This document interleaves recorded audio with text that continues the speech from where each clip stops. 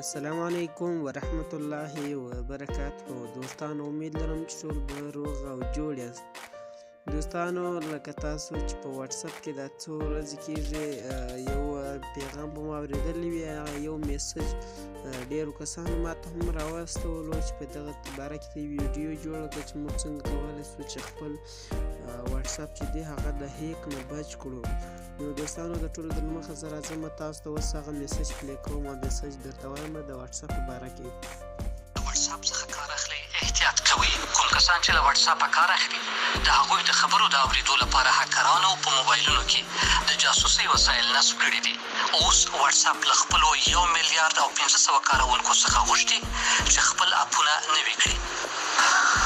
واتس اپ د دوشنبې په ورځ اعلان وکړ چې د جاسوسۍ دغه وسیله په موبایلونو کې ځای پر ځای سوې.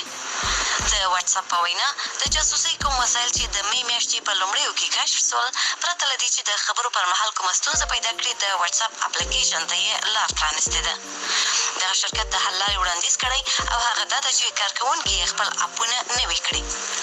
د راپورونو له مخې د NSO په نوم د اسرائیل یو امنیتي شرکت د جاسوسۍ دغه وسیله جوړه کړې ده. دغه شرکت په یو بیان کې ویلي دي د دوی تولیدات له استخباراتي ادارو او د قانون د پلي کولو له ادارو سره مرسته کولی شي چې د تروریستي او جنګي جرمونو په اړه څېړنې وکړي. خو د بخښنې نړیوال سازمان ویلي دي داسې ډېرې نښې شته چې مستبد رژیمونه له دې وسیلې د بشري فعالانو او پېژندل شوي خبریالانو د څارنې لپاره استفاده وکړي. نو دوستانو تاسو کتلی سئ چې تاسو دغه میسج واورېدئ، نو دغه میسج ماته ډېرو کسانو په واتس اپ کې راواستولو چې موږ ته داسې طریقه وښیه چې زموږ واتس اپ د هیک نه بچ سي، یعنې زموږ واتس اپ چې دی هغه نه سي کشف.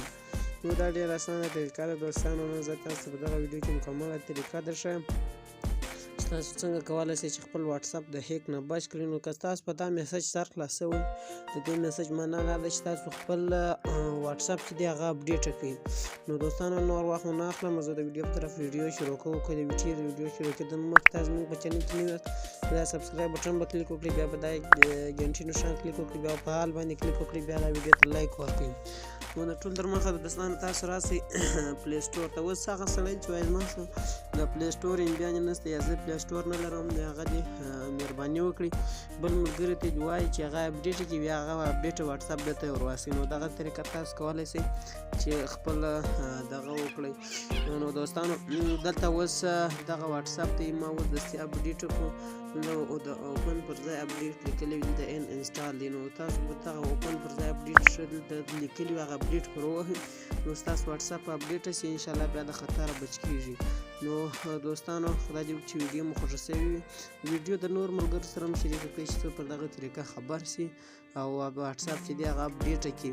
نو زما سره په دغه ویډیو کې کومک وکړئ تر څو ټول مسلمانان په خبر شي چې مؤمن مسلمان ته تاوان ونه رسېږي. وسلام.